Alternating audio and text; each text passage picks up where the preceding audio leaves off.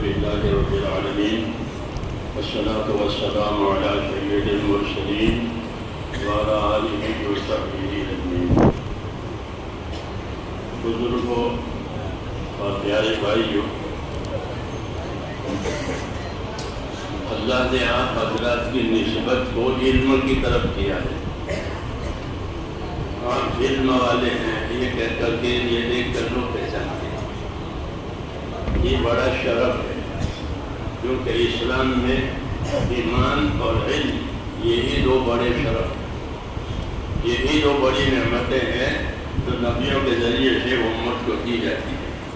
ایک ایمان ملتا ہے، ایک علم ملتا ہے، اس سے بڑی کوئی چیز نہیں ہے کہ ایمان ملا ہے، کہ اللہ سے تعلق ملا ہے۔ اللہ سے تعلق ہمارا جو ہے وہ عبدیت کا ہے، اللہ کا کوئی رشتہ دار نہیں ہے، اللہ اپنی ذات سے اکیلا ہے، وحدہ لا شریک لہ۔ تعلقات جو بندوں کے ہیں اللہ سے وہ بندگی کے ہیں، عبدیت کے ہیں، اور یہی تعلق صحیح ہے کہ زندگی میں عبدیت آئے، بندگی آئے، بندگی کا انجام اچھا، بندگی نہیں ہے انجام برا، زندگی بے بندگی شرمندگی، زندگی پابندگی خرشندگی، زندگی بے بندگی شرمندگی، زندگی پابندگی خرشندگی۔ کہ زندگی بندگی کے ساتھ ہے تو اس کا انجام اچھا ہوگا، خوش ہو جائے گا، اور زندگی میں بندگی نہیں ہے اس کا انجام برا ہوگا۔ کیوں کہ اللہ نے عبادت اور بندگی کے لیے ہی پیدا کیا، اور کسی کام کے لیے پیدا کیا۔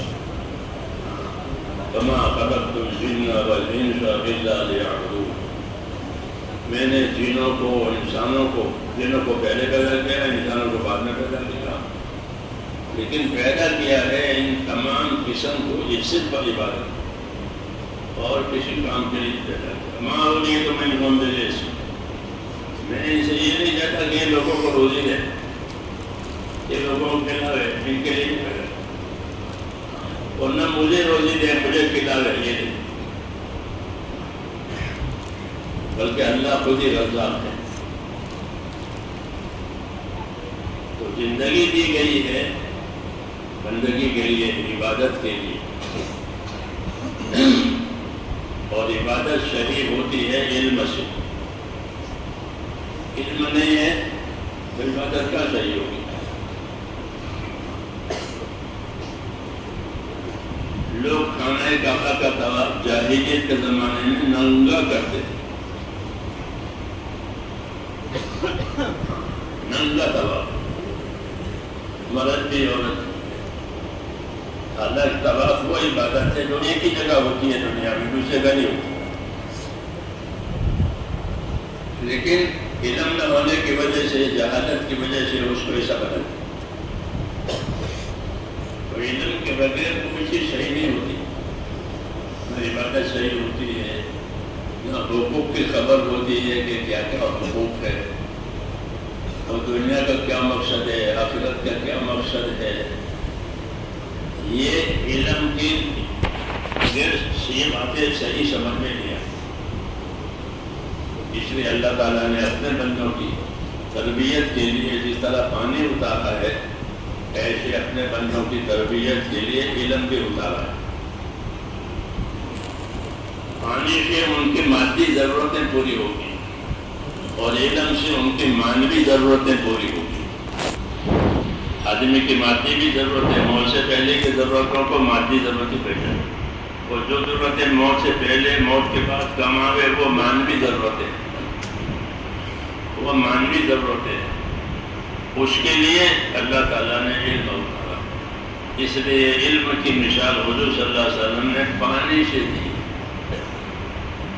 مثل ما بعثنی اللہ من العلم والہدی کمثل غیث، جو علم ہدایت پروردگار نے مجھے دیا ہے اس کی مثال پانی کی، اس کی مثال پانی کی ہے کہ پانی میں ایک طاقت ہے حیات کی، کہ پانی کے ذریعے سے زمین کی تمام مخلوق زندہ ہے. اگر پانی بند ہو جائے تو زمین کے کوئی مخلوق زندہ نہیں رہے گی. وجعلنا من الماء كل شيء حي کہ ہم نے پانی سے ہر چیز کو حیات دی. مادی حیات کے لیے پانی ضروری ہے اور معنوی حیات کے لیے علم ضروری ہے. معنوی حیات مادی حیات میں آدمی راحت ضرورت دیکھتا ہے. میری یہ ضرورت ہے, میری یہ ضرورت ہے, میری یہ راحت ہے, میری یہ دیکھی جاتی ہے. اور مانوی ضرورت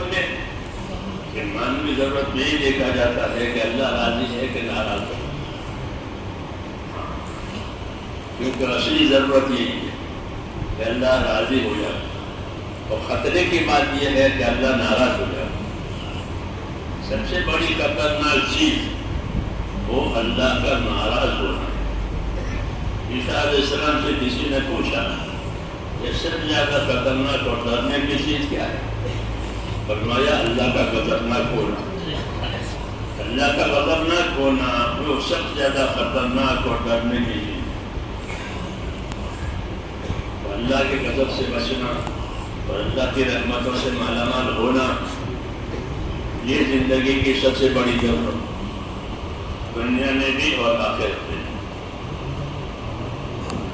کہ اللہ راضی ہے تو سارے حالات ٹھیک ہے, اللہ ناراض ہے تو سارے حالات بگڑ جائیں. قاعدہ یہی ہے. اس لیے اللہ تعالیٰ نے اپنی ناراضگی, اپنی رضامندی اس کو سمجھانے کے لیے علم اتارا ہے. اس علم میں یہی بات کہی گئی کہ اللہ کس بات سے راضی ہے, کس بات سے ناراض ہے, اور راضی ہوگا تو کیا ہوگا اور ناراض ہوگا تو کیا ہوگا. اس علم میں یہ بتایا گیا. اس علم میں حقوق بتائے گئے ہیں. جو علم انبیاء کی طرف سے آتا ہے وہ مادی چیزوں کے لیے آتا. بجلی میں یہ ہے اور پانی میں یہ ہے اور ہوا میں یہ ہے, اور اس سے وہ بحث نہیں کرتے. بلکہ وہ علم جو آتا ہے وہ حقوق کی تعلیم دینے کے لیے آتا ہے. انبیاء کرام کا علم وہ حقوق کی تعلیم دینے کے لیے آتا ہے. اللہ کا کیا حق ہے سب سے پہلے؟ اللہ بڑے ہیں, زمین آسمان کے وہ تنہا مالک خالق ہیں اور وہ سب کے رب بھی ہیں. ان کی مثال کوئی چیز نہیں ہے, لیسا کمثلہ شیء. تو ان کا کیا حق ہے, یہ سب سے پہلا سوال کہ ان اللہ کا کیا حق ہے ہمارے اوپر. صلی اللہ علیہ وسلم نے حضرت معاذ بن جبل سے پوچھا کہ معاذ اتدری ماذا حق اللہ, کہ معاذ آپ کو معلوم ہے اللہ کا کیا حق ہے؟ عرض کیا مجھے نہیں معلوم. فرمایا اللہ کا حق یہ ہے کہ اسی کی عبادت کی جائے گی, اس کے ساتھ کسی کو شریک نہیں کیا جائے گا. یہ توحید ہے. یہ توحید اللہ کا حق ہے. اللہ کو ایک مانا جائے گا, اس کی شان میں, صفات میں, ہر چیز میں اس کا کوئی خالق نہیں, اس کا کوئی ضد نہیں, اس کا کوئی ند نہیں. یہ اللہ کا حق ہے کہ اسی کی عبادت کی جائے گی, اس کے ساتھ کسی کو شریک نہیں کیا جائے گا. تو یہ مثال ہے کہ اللہ کے نبیوں کی تعلیم میں اور اللہ کے نبیوں کے علوم میں حقوق کی تعلیم دی جاتی ہے. اس میں سب سے پہلا حق ہوتا ہے اللہ کا. اس لیے اللہ کا حق بتا کر پھر اللہ کی طرف بندوں کو بلایا جاتا ہے. دیکھو اللہ کا یہ حق ہے, وہی کرنے والا ہے, وہی پیدا کرنے والا ہے, اس سے بڑا کوئی نہیں, لہذا اس کی عبادت کی طرف آؤ. یہ حق ہے اس کا کہ اس کی زمین پر اس کی عبادت کی جائے. تو یہ میں نے اس لیے عرض کیا کہ اللہ کے نبیوں کے ہاں جو علم آتا ہے وہ حقوق کی تعلیم کے لیے آتا ہے. اس میں پہلا حق اللہ کا ہوتا ہے. پھر ہر ایک کا درجہ بدرجہ حق ہے. کوئی بھی مخلوق جس درجے کی ہوگی اس درجے کا اس کا حق ہوگا. ہمارے دین میں یہ بات ہے. مرغی ہے تو مرغی کا بھی حق ہے. مرغی پالی ہے, مرغی کا مالک ہے تو مرغی کا بھی حق ہو گیا. گائے پالی ہے تو اس کا بھی حق ہو گیا. اس لیے ڈراتے تھے یہ گونگے جانور ہے تمہارے قبضے میں, ان سے اللہ سے, ان کے بارے میں اللہ سے ڈرو, ان کے بارے میں اللہ سے ڈرو. ان سے کام لیتے ہو ٹھیک ہے, ان سے کام لو, لیکن ان کی ضرورت پوری کرو, ان کو راحت پہنچاؤ. کیوں؟ ان کا حق ہے, ان کا حق ہے. جب جانوروں تک کا حق ہے, اس لیے ہمارے دین میں یہ علم نازل ہوا ہے کہ درجہ بدرجہ ہر ایک کا حق ادا ہو جائے, ہر ایک کا حق معلوم ہو جائے, ہر ایک کا حق ادا ہو جائے. کہ حق ادا کرنا یہی انصاف ہے. حق دبانا یہ ظلم ہے, حق دبانا یہ ظلم ہے, حق ادا ہونا انصاف ہے. انصاف ہر وقت فرض ہے, ظلم ہر وقت حرام ہے. یہ ہمارے دین میں انصاف ہر وقت واجب ہے اور ظلم ہر وقت حرام ہے. ظلم کی اجازت نہیں ہے. اور انصاف سے قائم رہو. کونوا قوامین بالقسط, انصاف کے ساتھ قائم رہو. صلی اللہ علیہ وسلم کو حکم امرت لأعدل بینکم, مجھے حکم ہے تمہارے درمیان میں انصاف سے کرو. اور یہ دین ہے میرے دوست کہ معاملہ بندوں کا ہے تو انصاف سے رہو, معاملہ خدا کا ہے تو اخلاص سے رہو. معاملہ خدا کا ہے تو اخلاص اور اطاعت سے رہو. معاملہ بندوں کا ہے, معاملہ مخلوق کا ہے تو انصاف اور احسان سے رہو. ان اللہ یامر بالعدل والاحسان. یہ ہمارا دین ہے میرے دوستوں. اس علم میں جس علم کو اللہ تعالیٰ نے ہم کو دیا ہے, علم دین, اس میں یہی چیزیں بیان کی گئی. اللہ کے لحاظ سے اللہ کا حق, نبی کے لحاظ سے نبی کا حق, قرآن کے لحاظ سے قرآن کا حق. اس طرح جتنے تعلقات اتنے حقوق ہمارے دین میں, جتنے تعلقات اتنے حقوق. دشمنی کا تعلق ہے, جیسے دوستی کا تعلق ہوتا ہے, دشمنی کا بھی ہوتا ہے. یہ دشمنی کا تعلق ہے کہ دشمنی کے بھی حقوق ہیں. انہیں کہ دشمن ہاں ہے, لیکن ہمارے ہاں اس کی بھی حقوق ہے. کہ دشمنی کا کیا طریقہ ہے, دشمنی کے کیا حقوق. جی ہاں, قرآن پاک پڑھو. وَلَا يَجْرِمَنَّكُمْ شَنَآنُ قَوْمٍ عَلَىٰ أَلَّا تَعْدِلُوا اعْدِلُوا هُوَ أَقْرَبُ لِلتَّقْوَىٰ وَاتَّقُوا اللَّهَ. دشمنی انہیں دشمنی تو دشمنی کرنی ہے بنا.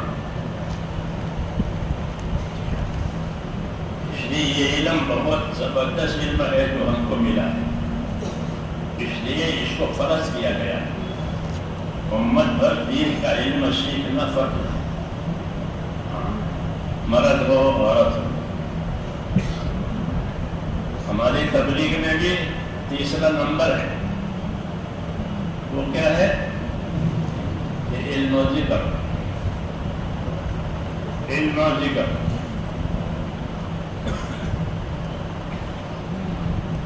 لیکن بیچارے علم و ذکر کو کوئی موقع نہیں دیا تبلیغ والوں نے. نکلو نکلو نکلو.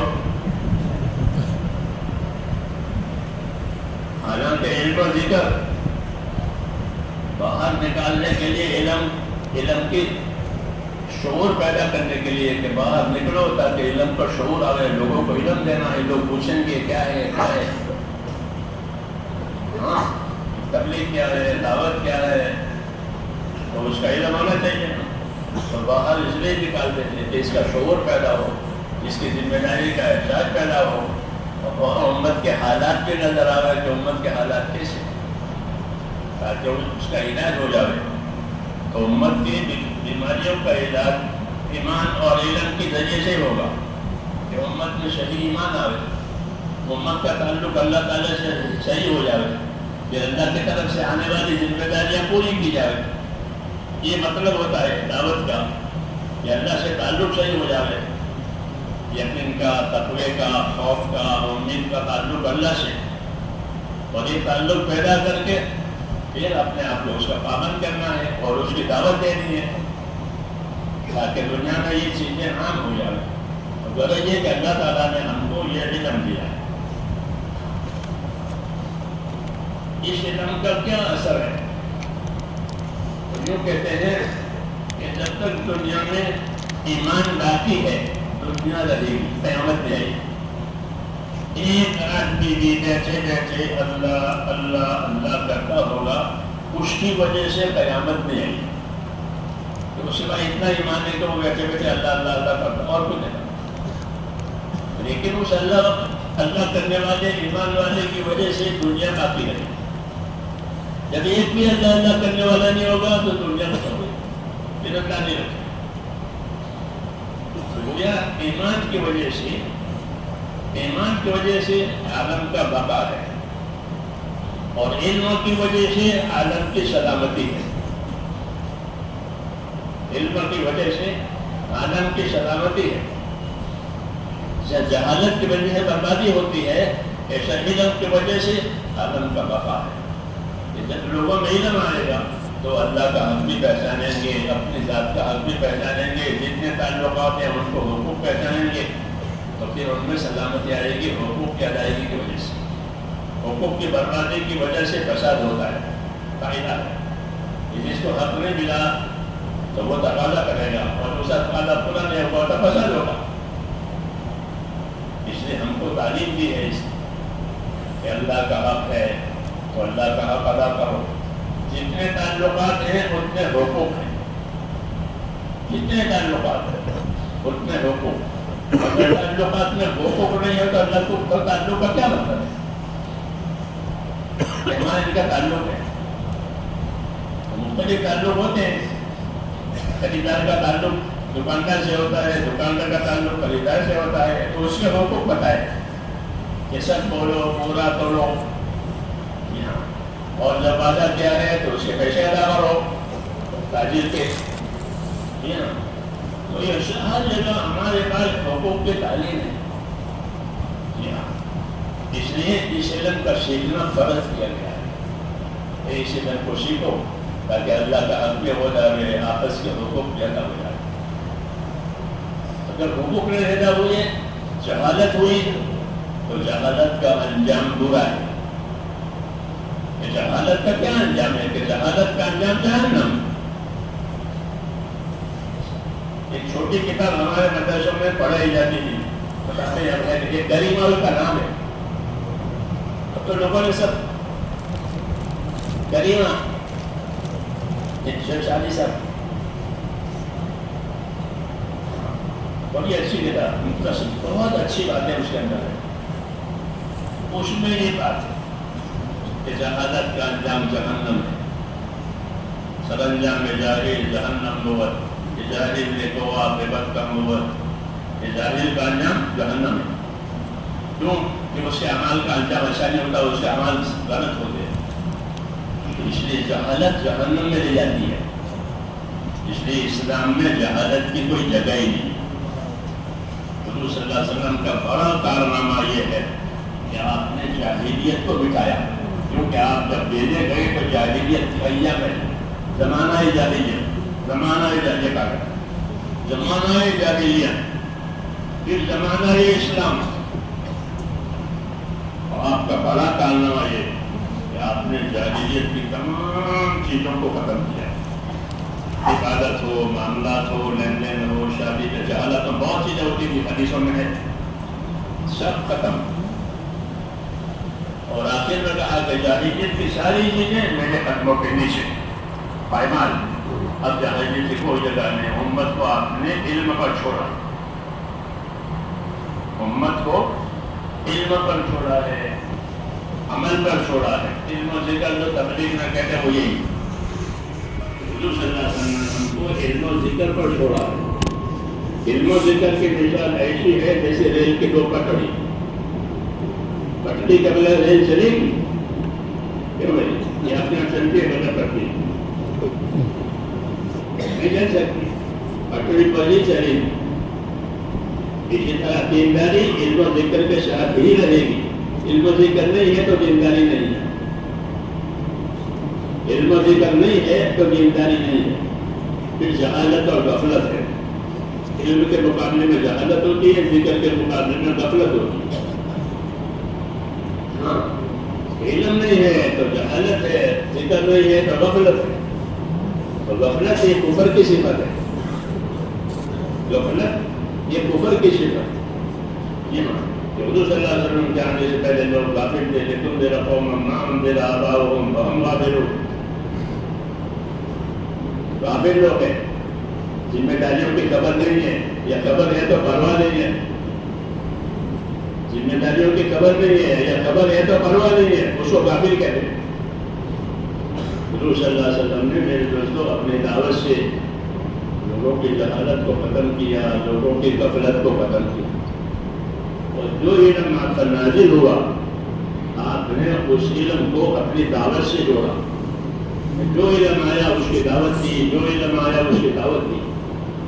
توحید کا علم آیا تو توحید کی دعوت دی، توحید کا علم آیا تو توحید کی دعوت دی۔ آپ کو توحید کا علم پہلے دیا گیا، فاعلم انہ لا الہ الا اللہ، آپ کو توحید کا علم دیا گیا، جب توحید کا علم دیا آپ نے توحید کی دعوت دی، یا ایھا الناس قولوا لا الہ الا اللہ، آپ کو اللہ نے رسالت دی ہے تو آپ نے اپنے رسالت کے اتباع کی دعوت دی کہ میرا اتباع کرو، میری مدد کرو۔ مکے کی شروع زندگی میں آپ صلی اللہ علیہ وسلم پھرتے تھے اپنی دعوت لے کر، لوگوں سے تقاضا کرتے تھے کہ میری مدد کرو، میں اللہ کا رسول، من ینصرنی من یاوینی من ینصرنی من یاوینی حتی ابلغ رسالۃ ربی ولہ الجنہ، کون ہے جو میرا ساتھ دے، کون ہے جو میری مدد کرے تاکہ میں خدا کا پیغام پہنچاؤں اور اللہ اس کو جنت میں لے جائے، لیکن بہت کم لوگ تیار ہوتے ہیں۔ تو آپ نے اپنی رسالت آئی تو رسالت کے اتباع کی دعوت دی کہ میری رسالت ہے، مجھے نبی بنایا ہے، میرا اتباع کرو۔ توحید ہے، توحید ہے، نماز آئی تو جو چیز آئی، جو علم آیا اس کی دعوت دی، دعوت دی یعنی اس کی طرف بلایا، اس کی طرف، اور جب آئے تو اس کی تعلیم دی۔ پہلے دعوت دیتے تھے، جب لوگ آتے تھے تو پھر اس کام کی تعلیم دیتے تھے، نماز کی دعوت دی، نماز کی تعلیم دی۔ تو آپ کا یہی کام تھا کہ جو چیز آوے اس کی دعوت، اور جب اس دعوت کو قبول کرنے کے لیے لوگ آئے تو اس کی تعلیم۔ اس لیے آپ کو مبلغ بھی بنایا، اللہ نے معلم بھی بنایا، اور یہی ہمارا کام ہے کہ مبلغ بھی ہو، معلم بھی ہو، مبلغ بھی ہو، معلم بھی ہو، بات پہنچائیں۔ اگر وہ نہیں آتے ہیں تو اپنی بات پہنچانے کے لیے وہاں جائیں، یہ نبیوں کا طریقہ ہے کہ اگر وہ نہیں آتے ہیں تو نبی وہاں جائیں۔ اِنَّا أَرْسَلْنَا نُوحًا إِلَىٰ قَوْمِهِ، ہم نے نوح کو قوم کے پاس بھیجا۔ قوم کہاں تھی؟ قوم کہاں تھی؟ وہ تو آنکھ کان بند کر لیتے کہ بات سننے نہیں ہے، لیکن نوح علیہ السلام جاتے تھے ان کے پاس، اس طرح ہر نبی جاتا تھا۔ اور یہی طریقہ ہے کہ یا تو لوگ ہمارے پاس آئیں تو ہم معلم ہیں، لوگ نہیں آتے ہیں تو ہم داعی اور مبلغ ہیں۔ یہی طریقہ ہے کہ لوگ ہمارے پاس آئیں تو ہم معلم ہیں، سکھائیں گے، سمجھائیں گے، اور نہیں آتے ہیں تب کہ نہیں آتے ان کو چھوڑیں گے نہیں، بلکہ ان کے پاس جائیں گے۔ یہی تقاضا علم کا ہے۔ اللہ نے علم ہمیں دو چیزیں رکھی ہیں، ایک حرکت، ایک سکون۔ علم ہمیں دو چیزیں ہیں، ایک حرکت ہے اور ایک سکون ہے۔ جیسے چکی میں دو چیزیں ہیں، ایک پارٹ حرکت کرتا ہے اور ایک پارٹ ثابت رہتا ہے۔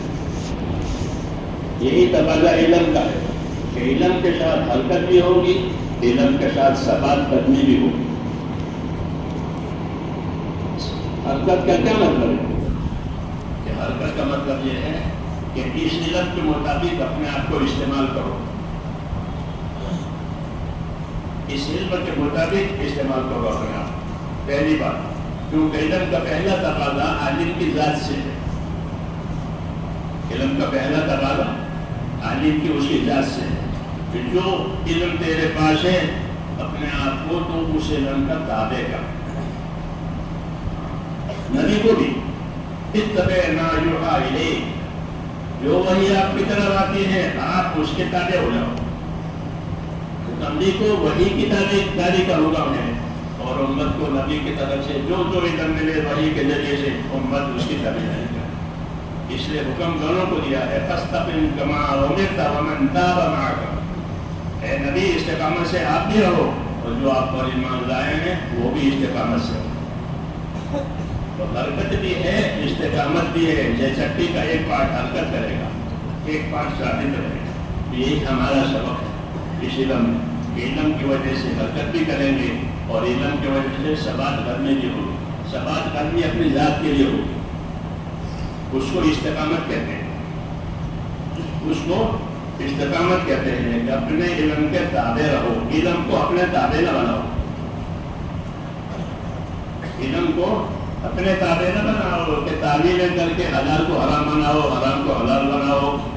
یہ علم کو تابع بنانا ہوا. یہ نہیں، ایسا نہیں، بلکہ اپنی خواہشوں کو علم کے تابع کرو. اپنی ضرورتوں کو علم کے مطابق پورا کرو. یہ تقاضا ہے کہ اپنی خواہشوں کو علم کے تابع کرو. اگر علم میں اجازت نہیں ہے تو وہ خواہش پوری کرو. علم میں اجازت نہیں دیتا تو مت کرو. تو یہ ہوگا عادل. دو قسم ہے، ایک عادل ایک فاسق. اسلام میں ایک ہے عادل اور ایک ہے فاسق. گواہی کس کی دی جائے گی؟ بولو. آگے دو عادل آدمی گواہی کا احسان ہو گیا تو گواہی ہوتی ہے عادل کی، فاسق کی. عادل وہ ہے جو اپنے علم کے تابع، وہ عادل کہلاتا ہے. وہ متفق کہلاتا ہے. وہی متفق کہلاتا ہے جو اپنے علم کے تابع ہو. وہی عادل کہلاتا ہے. شریعت میں ایسی گواہی قبول کرو، یہ عادل ہے. اپنے علم کے تابع نہیں ہے تو اس کو فاسق کہتے ہیں. اس کو فاسق کہتے ہیں. یہ اپنے علم کے تابع نہیں ہے، تو یہ اپنے علم کے حد سے باہر نکل گیا. بنی اسرائیل کے علماء کو اللہ نے فاسق کہا. یہ سب فاسق، یہ سب فاسق ہے. منهم أمة مقتصدة وكثير منهم ساء ما يعملون. ان میں تھوڑے اچھے ہیں، باقی کی کارگوزاریں سب غلط ہے، فاسق. بنی اسرائیل کے علماء پر فاسق کا حکم لگایا. سرکم فاسقون، تمہاری اکثر فاسق ہے. کیوں؟ کہ وہ اپنے علم کے تابع نہیں ہوتے. علم کو اپنے تابع کرتے تھے. کتابوں کو بھی بدل دیتے، مضمون کو بھی بدل دیتے تھے، تحریف کرتے تھے. تحریف سب سے بڑا گناہ ہے. کہ قانون کو ہی بدل دیا. تحریف کے معنی یہ کہ قانون ہی بدل دیا. حالانکہ قانون تو پابند ہونے کے لیے ہوتا ہے، بدلنے کے لیے ہوتا ہے، لیکن وہ اس کو بدل دیتے. تحریف یہ ان کے دلوں کے سخت ہونے کی بڑی علامت ہے. ان کے دل اتنے سخت ہو گئے ہیں کہ وہ اللہ کے قانون کو ہی بدل دیتے. اس لیے وہ فاسق ہے. تو آدمی اپنے علم کی وجہ سے فاسق بھی بنتا ہے، اپنے علم کی وجہ سے عادل بھی بنتا ہے. اس لیے ہمارے دین میں علم کے ساتھ تقوی کو جوڑنے کی حکم ہے کہ اپنے علم کے ساتھ تقوی جوڑو، اپنے علم کے ساتھ اللہ کا ڈر جوڑو.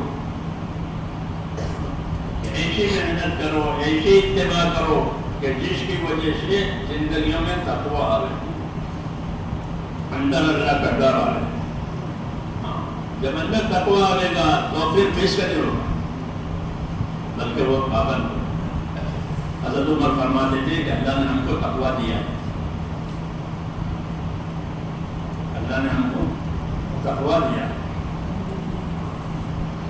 حضور صلی اللہ علیہ وسلم کی تابعداری میں، حضور صلی اللہ علیہ وسلم کی دعوت اور اتباع میں ہم کو اللہ کی طرف تقویٰ ملا ہے۔ یہی بات ہے کہ دین کی دعوت، حضور صلی اللہ علیہ وسلم کی تابعداری میں، دین کی محنت اور دین کا سیکھنا سکھانا حضور صلی اللہ علیہ وسلم کے طریقے پر، کہ اس سے سب سے پہلے کام کرنے والوں کو تقویٰ ملے گا۔ اولئک الذین امتحن اللہ قلوبہم للتقویٰ، اللہ نے ان کے دلوں کو تقوی کے لیے جانچا ہے۔ جی ہاں، دعوت سے کیا ملے گا؟ دعوت سے اندر تقوی ملے گا۔ تقوی دکھانے کی چیز نہیں ہوتی میرے کو یہ تقوی ہے، بلکہ آپ نے سینے کی طرف اشارہ کیا، فرمایا تقوی اور اشار الی صدری، تقوی یہاں ہوگا سینے میں۔ تو یہی بات ہے کہ جب نبی اس کام کو لے کر آتے ہیں، اس دین کو لے کر آتے ہیں، جب لوگ اس کی تابعداری کے لیے چلتے ہیں، پھرتے ہیں، محنت کرتے ہیں، سیکھتے ہیں، سکھاتے ہیں، تو ان کو تقویٰ دیا جاتا ہے۔ سب سے بڑا متقی امت میں ابو بکر ہے، وَسَيُجَنَّبُهَا الْأَتْقَى، کہ جہنم سے وہ بڑا پرہیزگار بچایا جائے گا۔ وہ بڑا پرہیزگار کون ہے؟ اتقیٰ ابو بکر، نبی کے بعد آپ کی جگہ پر کھڑے رہنے کے لائق وہ ابو بکر ہے، کیوں کہ ان کا تقویٰ سب سے بڑا ہے، ایسا متقی کوئی نہیں۔ تو نبی کے کام سے، نبی کی محنت سے امت کو تقویٰ ملتا ہے۔ اس تقوی کی وجہ سے ان کے اندر اپنے دین کی حفاظت کی صلاحیت پیدا ہوتی ہے، اپنے دین پر قائم رہنے کی صلاحیت پیدا ہوتی ہے، کہ اپنے دین پر قائم بھی رہیں گے، اپنے دین پر باقی رہنے کے ساتھ اپنے دین کا کام بھی کریں گے، کہ اندر تقویٰ ملتا ہے۔ یہ چیز کوئی دلائل سے سمجھانے کی نہیں ہے، یہ تو برتنے کی چیز ہے۔ جیسے پیاس لگی ہے اور پانی پی لیا تو کیا ہو گیا؟ پانی یا پیاس لگی اور ٹھنڈک ہو گئی، یہ برتنے کی چیز نہیں، دلیل کی خود پانی پی کے دیکھ لو۔ ایسے تقویٰ ملتا ہے، پھر تقوی کی وجہ سے آدمی اپنی حفاظت کرتا ہے، اپنے دین کی حفاظت کرتا ہے، دوسروں کے حقوق کی حفاظت کرتا ہے۔ اس لیے یہ کہا جاتا ہے کہ جب دعوت کا کام صحیح ہوگا تو لوگوں کی زندگیوں میں تقویٰ آئے گا، وہ اللہ سے ڈریں گے اندر اندر، اور ڈر کر کے اپنا معاملہ لوگوں سے بھی صحیح کریں گے، اللہ سے بھی صحیح کریں گے۔ یہ بات پیدا ہوتی ہے اگر اصولوں سے، صحیح اصولوں سے کام کیا جائے تو عالم نہیں ہو جائیں گے، ولی نہیں ہو جائیں گے، لیکن اندر ڈر پیدا ہو جائے گا، اس کی وجہ سے سیدھے چلیں گے۔ تو دیکھا جاتا ہے دعوت اس کام میں لگنے سے پہلے زندگی صحیح نہیں ہوتی، غفلت کی ہوتی ہے، کہ اس کام میں آدمی اصولوں سے چلتا ہے، اطاعت سے چلتا ہے، تو زندگی بدلنا شروع ہو جاتی ہے۔ وہ فرائض کا پابند ہوتا ہے، نوافل کا پابند ہوتا ہے، اخلاق پیدا ہوتے ہیں، لوگوں کی خدمت کرتا ہے، عبادت کرتا ہے، اپنے گناہوں پر روتا ہے، یہ چیز ملتی ہے۔ یہی تقویٰ ہے، یہی تقویٰ ہے۔ کہ دعوت سے کیا ملے گا؟ کہ اندر تقویٰ ملے گا، اور تقویٰ سے پھر حدود قیود کی حفاظت ہوگی، حدود اور قیود کی حفاظت۔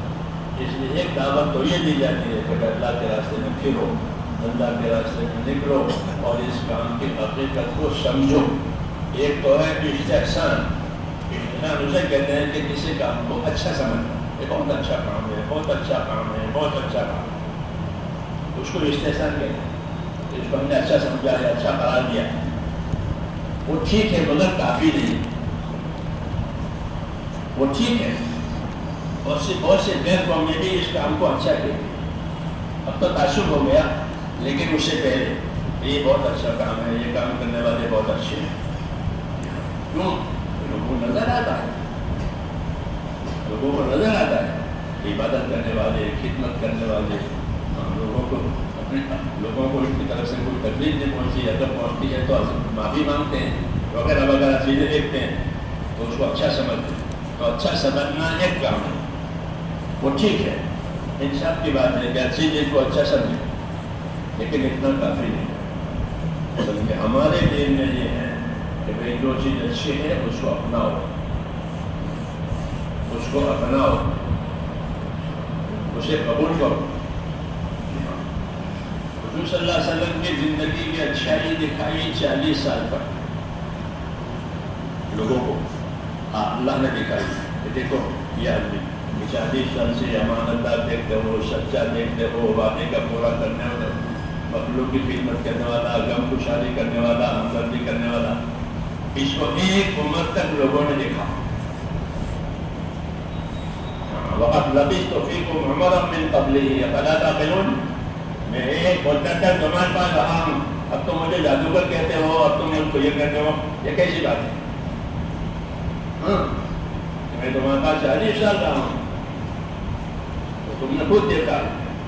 تو 40 سال تک حضور صلی اللہ علیہ وسلم کی زندگی دکھائی، امانت والی، صداقت والی، اخلاق والی، خدمت والی، ہمدردی والی. اور پھر آپ کو حکم دیا کہ آپ اب لوگوں کو دعوت. اس لیے اس کام کا یہی طریقہ ہے کہ اپنی زندگی میں یہ چیزیں پیدا کی جائے، سیکھی جائے، سکھائی جائے اور لوگوں کو اس کی دعوت دی جائے، تاکہ جس چیز کی دعوت دی جا رہی ہے وہ لوگوں کو اور ہم کو اپنی زندگی میں محسوس بھی ہو، اس کا شعور پیدا ہو، تاکہ ہماری دعوت بھی اور ہماری زندگی بھی ایک بنی اسرائیل کے علماء کی طرح کھڑا نہیں ہے کہ وہ کہیں کچھ کرے کچھ ایسا آفس کا ہے. ہماری زندگی ایسی ہے، ہم کو جو علم ملا ہے اس نے ہم کو یہ تعلیم دی. تو میں کہہ رہا تھا اس علم کا ایک حق یہ ہے کہ عالم اپنے علم کا اپنے آپ کو تابع کرے. تابع کرنے میں دو باتیں ہیں. جو علم فضائل کا ہے اپنے آپ کو فضائل کا پابند کرے، فضائل کو جانے اور فضائل کو حاصل کرے، اس سے بنتی ہے زندگی عمل. اس کے یہ فضائل ہیں، یہ فضائل ہیں، یہ فضائل ہیں. تو فضائل کا علم جب آئے گا تو عمل کی رغبت پیدا ہوگی. فائدہ ہے عمل کی رغبت پیدا ہوگی کیونکہ اس کی فضیلت معلوم ہوگی. دیکھو جمعہ کے دن صدقہ کرو گے تو 70 گنا زیادہ ثواب ملے گا. مثال کے طور پر بھائی جمعہ کے دن 1 روپیہ خیرات کیا، جمعہ کے دن کا 1 روپیہ نہیں ہے بلکہ 70 روپئے کے برابر. جب فضیلت مند ہوگی تو آدمی کا رغبت پیدا ہوگی، وہ ایک کے بدلے میں 70 مل رہے ہیں. ایک علم فضیلت کا ہے، اس سے رغبت پیدا ہوتی ہے، اس سے یقین پیدا ہوتا ہے. فضیلت کے علم سے دو باتیں ہوتی ہیں. ایک تو یقین پیدا ہوگا کہ مجھے ایک کے بدلے میں 70 ملیں گے، مجھے اس کا یہ ثواب ملے گا، یہ بدلہ ملے گا، یہ برکت ہوگی، تو وہ سب اس کے وعدے ہیں. تو رغبت بھی پیدا ہوگی فضائل کے علم سے اور یقین بھی پیدا ہوگا. رغبت عمل کی طرف اور یقین اللہ کے وعدے کی طرف. یقین کس سے کا ہوگا؟ کہ اللہ کے وعدے کا. میں ایک نماز نماز پڑھوں گا تو 27 درجے کی نمازیں 27 نمازیں ہو جائیں گی. ایک نماز 27 ہو جائے گی، ایک نماز 27 ہو جائے گی. یہ وعدہ ہے. جب فضیلت سنے گا تو اللہ کے وعدوں کا یقین آئے گا، اس لیے عمل میں ترقی ہوگی. تو ایک علم حاصل کرنا ہے فضائل کا، دوسرا علم حاصل کرنا ہے مسائل کا. مسائل سے مراد یہ ہے کہ عمل کرنے کے کیا کیا طریقے جناب رسول اللہ صلی اللہ علیہ وسلم نے بتائے. جب ہمارا عمل ان طریقوں کے مطابق ہوگا تو فضیلت ملے گی، اور ہمارا عمل ان طریقے کے مطابق نہیں ہوگا تو پھر فضیلت ملے گی. اس لیے مسائل کا علم، فضائل کا علم یہ امت میں آنا ضروری ہے. ہماری اہل علم کی زندگی میں تو ہونا ہی چاہیے کہ ان کو تو اللہ نے علم دیا ہے، تو وہ اس علم سے فضائل کو بھی جانے، مسائل کو بھی جانے. فضائل کو بھی جانے اور مسائل کو بھی جانے، طریقے کو بھی جانے. یہ ضروری ہے کہ ہمارے علم میں فضیلت کی خبر. مثال کے طور پر سجدہ کرنا، سجدہ نماز کا ایک رکن ہے، سجدے کی فضیلت ہے. یہ سب سے زیادہ پیارا عمل اللہ کو سجدہ ہے کہ اس کے سامنے پیشانی ٹیک کر کے وہ پڑا ہوا ہے. یہ حالت اللہ کو بہت پسند ہے. اور جتنے سجدے ہوں گے اتنے درجے ہوں گے، جتنے سجدے ہوں گے اتنے درجے بلند ہوں گے. تو سجدے کی یہ فضیلت ہوئی. سجدے کا طریقہ کیا ہے؟ سجدہ کرنے کا طریقہ کیا ہے؟ یہ مثال کے طور پر کر رہا ہوں، حضرت کو معلوم.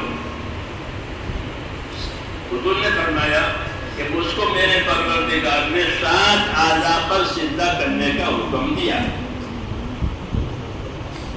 یہ سجدے کا طریقہ بتایا جا رہا ہے، وہ سجدے کی فضیلت بتائی کہ مجھ کو میرے پروردگار نے کیا کہا ہے؟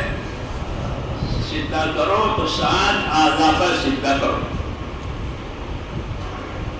7 اعضاء پر سجدہ ہوگا وہ سجدہ صحیح ہوگا. یہ سجدے کا مسئلہ بتایا، وہ فضیلت بتائی. اس نے علم میں دونوں کو جمع کرنا ہے. یہ جو عمل کرے اس کی فضیلت، اس کی قیمت بھی معلوم ہے اور اس کا طریقہ بھی معلوم ہے. اس کو علم و ذکر کہتے ہیں. کیا کہتے ہیں؟ اسی کا نام علم و ذکر ہے. اور علم و ذکر سے یہی مراد ہے کہ وہ علم بھی صحیح ہو، اس کا طریقہ بھی معلوم ہو، اس کی فضیلت بھی معلوم ہو. ہر سجدہ ایک ایک درجہ بلند کرتا ہے اللہ کی طرف. اور سجدہ کرنے کا طریقہ کیا ہے؟ کہ مجھے 7 اعضاء پر سجدہ کرنے کا حکم ملا ہے. یہ 7 اعضاء کون سے؟ کہ دونوں قدم سجدے کے وقت میں دونوں قدم انگلیاں زمین پر ٹکے، پھر دونوں گھٹنے ٹکے. کتنے ہو گئے؟ کتنے ہو گئے؟ 4. دونوں ہاتھ ٹکے. کتنے ہو گئے؟ 6. اور چہرہ کتنے ہو گئے؟ 7. ایک مثال کے طور پر کہا، آپ کو معلوم ہے کہ مجھے میرے پروردگار نے 7 اعضاء پر سجدہ کرنے کا حکم دیا ہے. تو یہ طریقہ ہوا، وہ فضیلت ہوئی. ہر عمل میں یہی بات کہ جو عمل کرو اس کی فضیلت جانو کہ مجھے اس عمل پر اللہ کیا دے گا. جب یقین ہوگا تو وہ عمل کرے گا. آج فضائل کا علم اٹھ گیا ہے جن دماغ میں سے، اس لیے عمل کی طرف توجہ نہیں ہے. طریقہ تو رواجی نہیں پیدا ہوتا تو علم ہی اٹھ گیا فضیلت کا. اس دعوت کے ذریعے سے یہ ہے کہ امت میں فضائل کا علم آ تاکہ وہ اپنے ہر عمل کی قیمت سمجھے. سے دکاندار آدمی اپنی دکان کی ہر آئٹم جو اس کی دکان میں ہے وہ اس کی قیمت بھی جانتا ہے، اس کو کیا نفع لینا ہے وہ بھی جانتا ہے.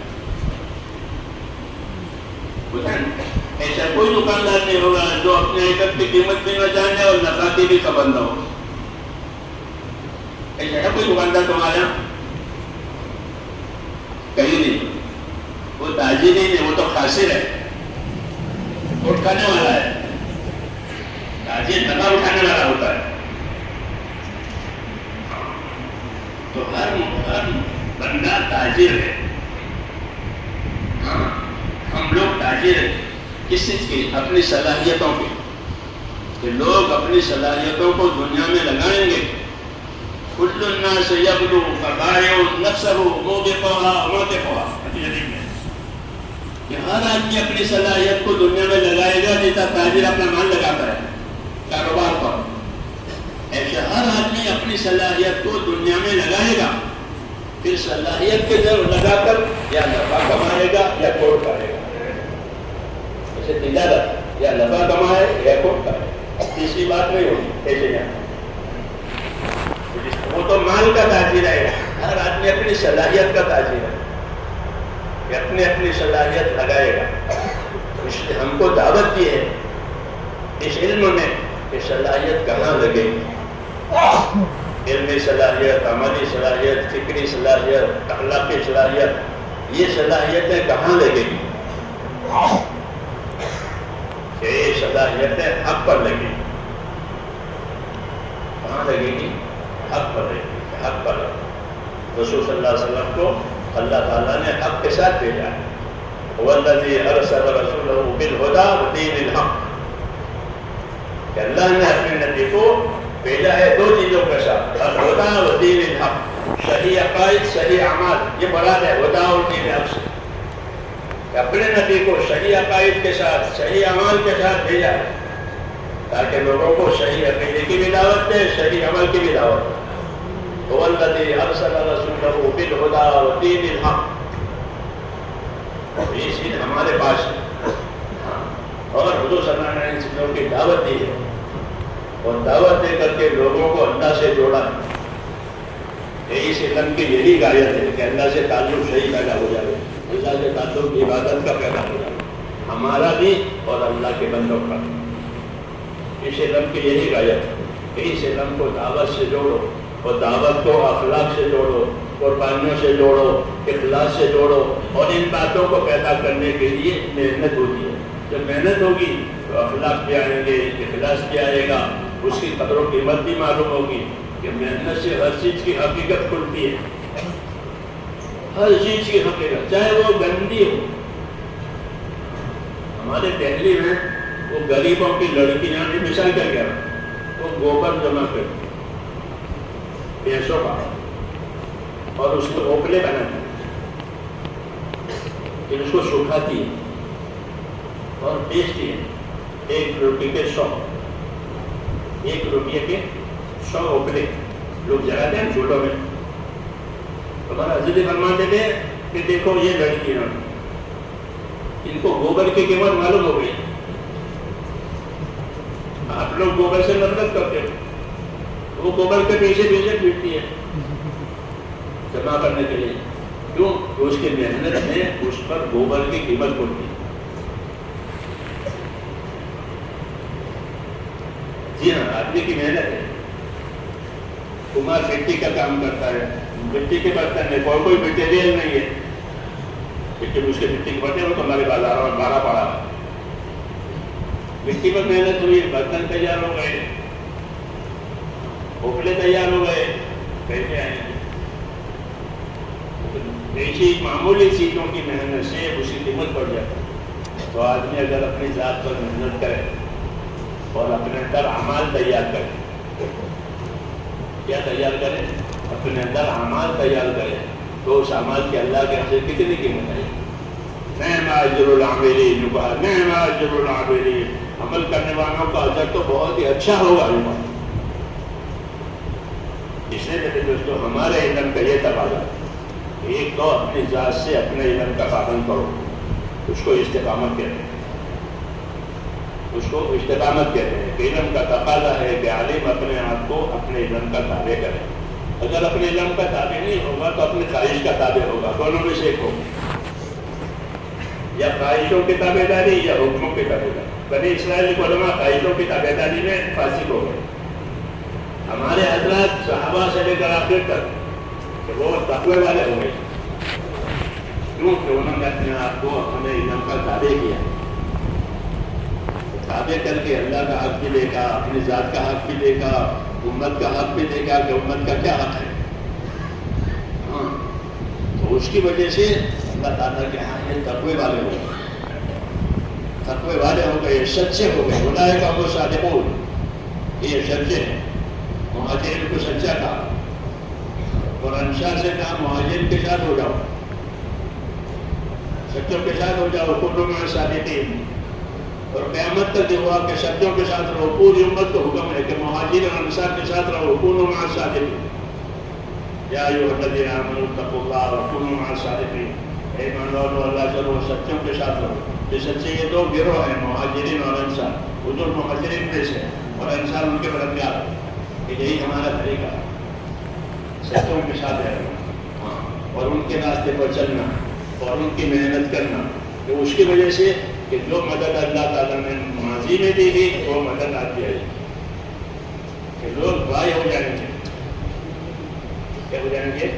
لوگ بھائی ہو جائیں گے. یہ پہلا اثر آیا کہ مدینے کے لوگ بھائی ہو گئے دشمنی کے بعد. یہ ہو گئے.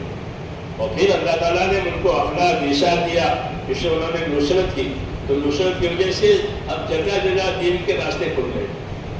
تو یہی طریقہ آج بھی ہے. ہجرت تو نہیں ہے لیکن نصرت کا حکم ہے. ہجرت مکہ فتح ہونے کے بعد ختم ہوئی، نہ ہجرت بعد الفتح. لیکن اللہ کے دین کی محنت، اس کی نیت، اس کی نصرت یہ اب تک باقی. اس لیے جو علم اللہ تعالیٰ نے ہم کو دیا ہے اس کا تقاضا ایک تو یہ ہے کہ اپنی ذات پر وہ علم لگے، اور دوسرا تقاضا یہ ہے کہ یہ علم امت کی ہمدردی میں لگے. کیونکہ ہر نبی امت کا ہمدردی ہوتا ہے. ہر نبی وہ اپنے امت کا ہمدرد. امت تو مخالفت کرتی تھی لیکن ان کو ہمدردی ہوتی ہے، جیسے ماں باپ کی ذات کہ ماں باپ بچے ان کے اولاد ان کو ستاتی ہے لیکن ان کو ہمدردی ہوتی ہے. ایسے نبی کو کہ امت کے ساتھ ہمدردی کرنی ہے. اس علم کا یہی تقاضا ہے. اور ہمدردی کا تقاضا یہ ہے کہ امت کے لیے جو چیز خیر ہے، امت کے لیے جو چیز کامیابی کی ہے، اس پر امت کو لایا جائے، اس کی رہبری کی جائے، اس کے فضائل بتائے جائیں، اس میں ان کے ساتھ اخلاق سے معاملہ کیا جائے تاکہ وہ اپنی چیز چھوڑ کر اصلی چیز پر آئے. تو ہمارا علم جو ہے وہ اللہ کے بندوں کو اللہ سے جوڑنے کے لیے اور جوڑنے کے بعد ان کی رہبری کرنے کے لیے. اللہ سے جو جڑ گئے، اللہ پر ایمان لائے، اب اللہ کا جو تقاضے ہیں، اللہ کا جو دین ہے وہ ان کی زندگیوں میں آئے.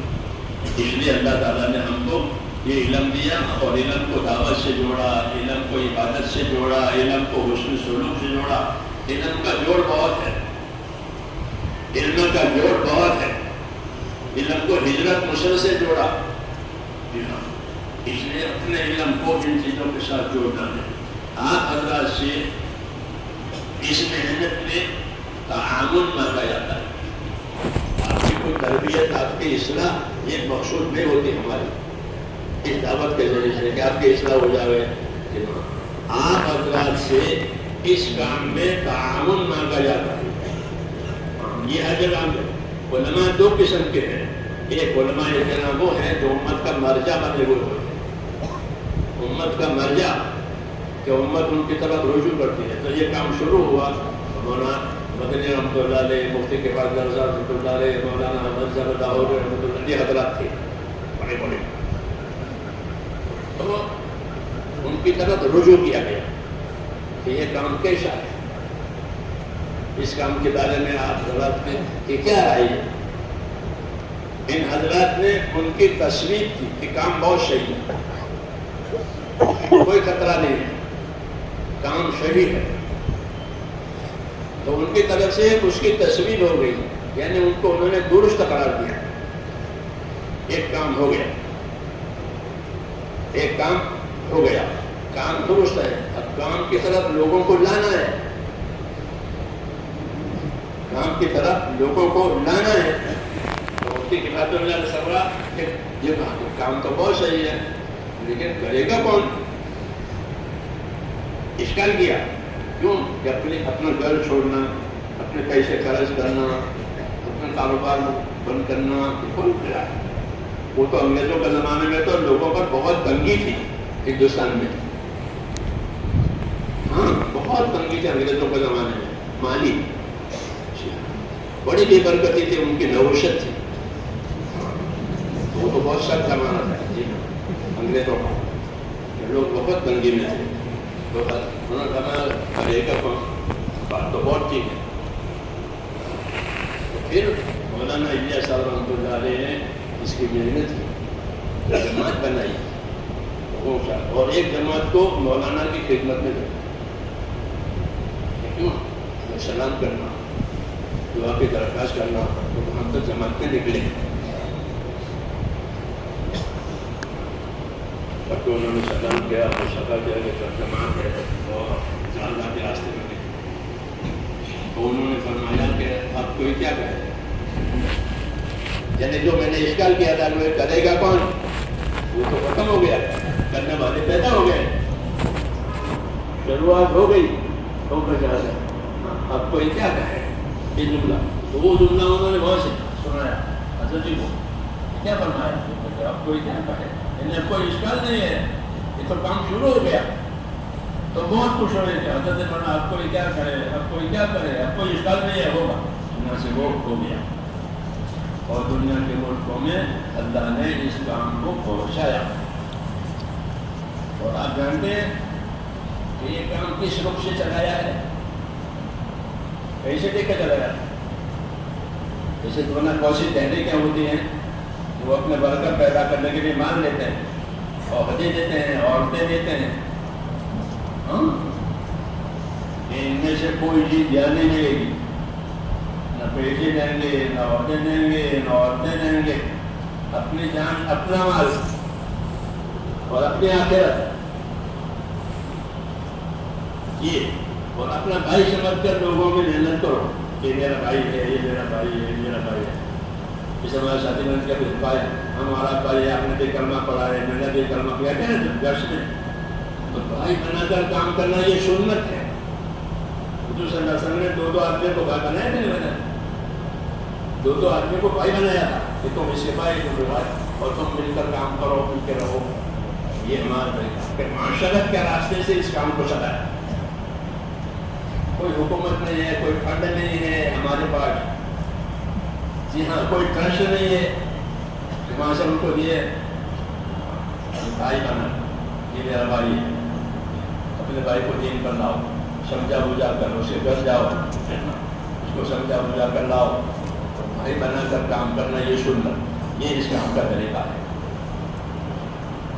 جان ہماری، مال ہمارا اور ہمارے بھائی یہ دین پر آ جائیں، غربت سے بچانے، ان کی صلاحیت حق پر لگے، یہ مقصود ہے. اس لیے آپ حضرات سے اس میں تعاون مانگا جاتا ہے.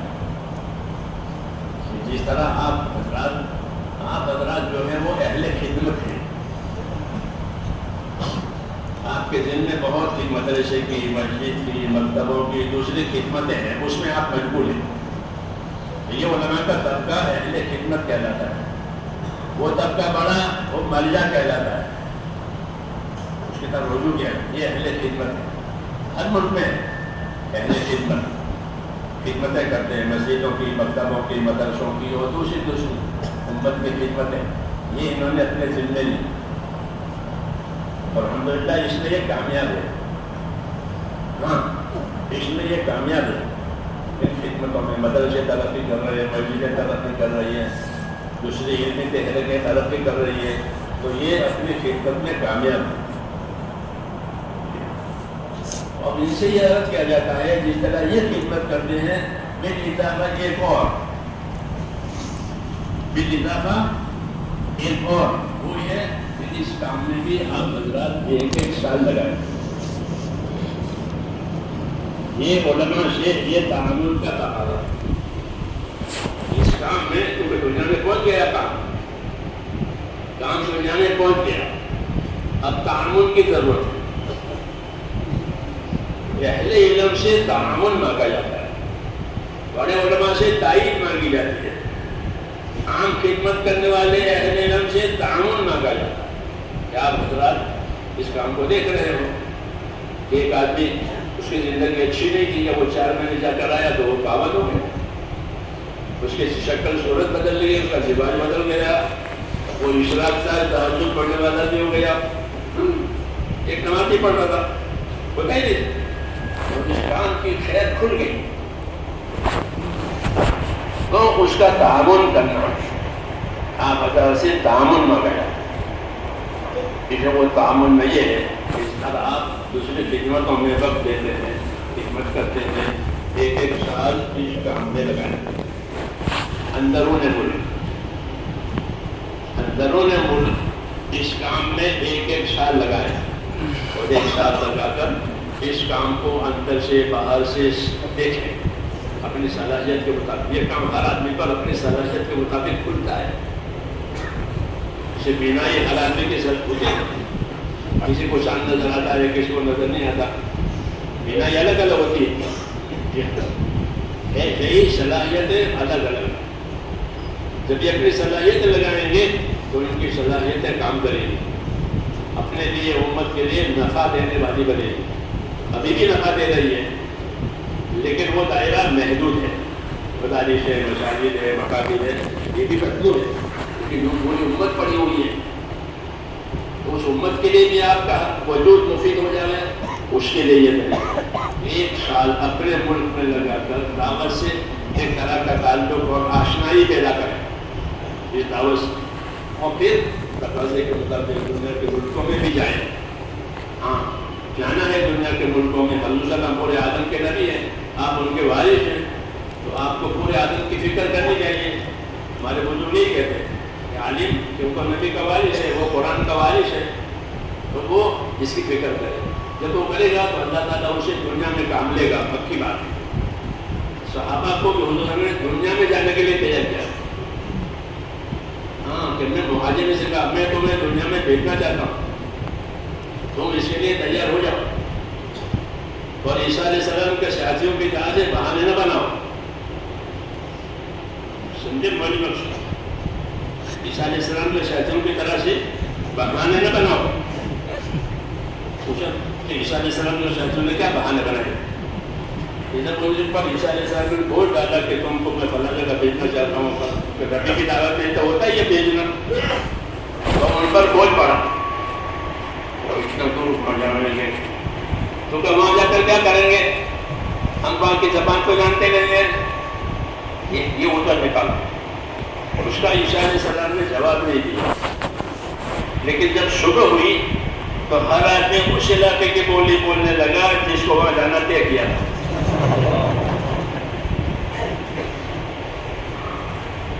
اور میں کیا کرو گے؟ تمہارا ادھر کاٹا گیا، اب جاؤ. تو اپنے ساتھیوں سے مہاجر نے فرمایا ایسے ادھر نہیں کرنا، اللہ کام کرائے گا، اللہ مدد کرے گا، اللہ تم سے کام لے گا. زبان جاننا کیا ضروری ہے؟ زبان جاننا کیا ضروری ہے؟ اللہ اسباب پیدا کریں گے، یہ زبان والے بھی پیدا ہو جائیں گے. کیونکہ کام اللہ کا ہے، کام اللہ کا ہے، جس کا کام ہے وہ مدد کرے گا. یہ کہہ کر کے مہاجرین کو تیار کیا. میں تم کو دنیا میں بھیجنا چاہتا ہوں. دور دور علاقوں میں مہاجرین کو بھیجا. بعض حضرات حضور کی موجودگی میں واپس آئے اور بعض حضرات تو اتنے دور بھیجے گئے تھے کہ آپ کی وفات کے بعد واپس آئے. اتنا دوروں کو بھیجا گیا دور دور. تو یہ تو کام ہے میرے دوستوں نبیوں کا، نبیوں کے وارثوں کا، کہ وہ دور سے دور جانے کے لیے تیار رہے. دور سے دور جانے کے لیے تیار رہے. جیسے صحابہ نے ابو بکر صدیق رضی اللہ عنہ کی خلافت کے زمانے میں کہا حضور کی وفات ہو گئی. کہا گیا اے اللہ کے نبی کے خلیفہ، ہم آپ کے ہاتھوں میں ایسے ہیں جیسے تیر انداز کے ہاتھ میں تیر ہوتا. تو اپنے کمان پر چڑھا کر جہاں پھینکے تیر وہاں جائے گا. پہلی بات کمان پر چڑھا کر جہاں پھینکے گا وہ تیر وہاں جائے گا. ہم آپ کے ہاتھ میں اے اللہ کے نبی کے خلیفہ کہ تیروں کی طرح آپ جہاں بھیجو گے وہاں جائیں گے. یہی طریقہ ہے کہ اپنے علم و عمل کو لے کر کے، اپنے تقویٰ طہارت کو لے کر کے دنیا میں جائیں گے. ہمیں کہاں دنیا کمانی ہے؟ دنیا کمانی تو ہے نہیں. اس لیے ہم پر کوئی کیا اعتراض ہے؟ ہم کو تو دنیا کو ایک چیز کہنی ہے جو دنیا کے پاس نہیں ہے. میری بات سمجھ رہے ہیں نا؟ میں نے بات لمبی کی ہے. میں نے بات لمبی کی ہے کیونکہ یہ صلاحیت والے ہیں وہ سمجھیں گے. تو صحابہ لوگوں سے کہتے تھے جب جاتے تھے تو ان کو معلوم ہے اللہ ابتعثنا الیکم، اللہ نے ہم کو بھیجا ہے.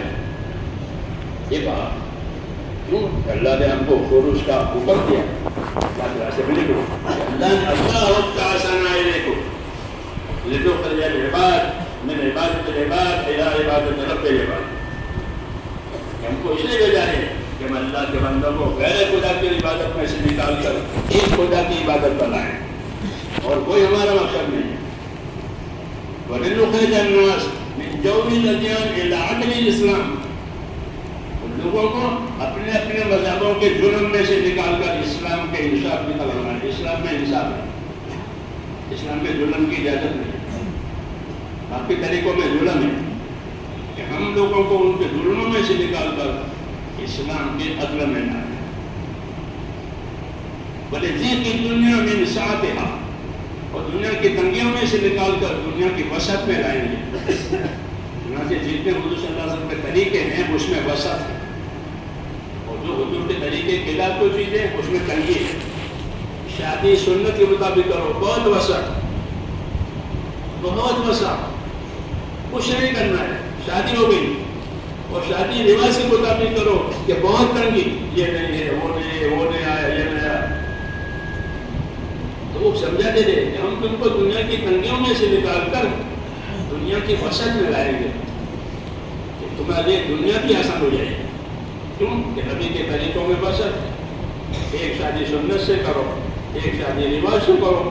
تو رواج سے کرے گا تو اس کی گردن بیٹھ جائے گی، جسے شادی نہیں ہوتی.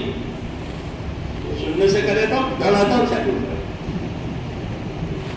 تو ہم تم کو دنیا کی تنگیوں میں سے نکال کر اسلام کی وسعت میں لائیں گے. یہ صحابہ لوگوں کو یہ پیغام دیتے. ہاں، خوشی کی ضرورت ہے. لوگ تنگیوں میں ہے، پریشانیوں میں ہے. ہاں، جب وہ یہ راستہ دیکھیں گے آسان ہو جائے گا. اسے میرے دوستوں اس راستے میں چلنا پھرنا یہ بڑی چیز ہے. اس سے علم حرکت میں آتا ہے، عمل حرکت میں آتی ہے، عبادت حرکت میں آتی ہے، اخلاق حرکت میں آتے ہیں. لوگ خدمتیں دیکھتے ہیں کہ جماعت والے ایسی خدمت کرتے ہیں. ہاں جی ہاں، خدمتیں. ایک وکیل صاحب تھے، وہ جماعت کے بہت مخالف تھے.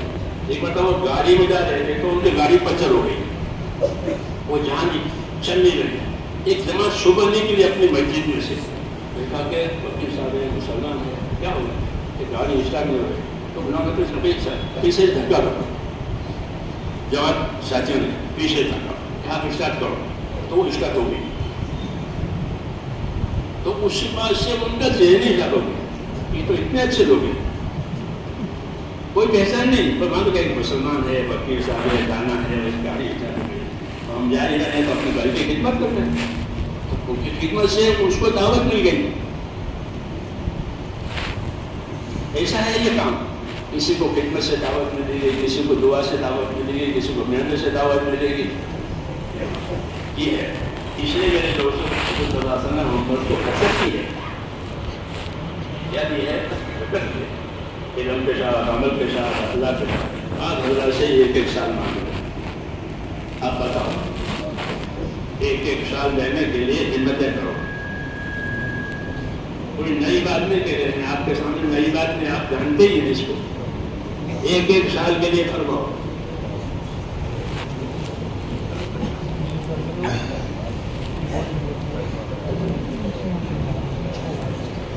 ماشاءاللہ جمع ہونے کے لیے بہت مجمع آ گیا، نکلنے کے لیے بہت مجمع چاہیے.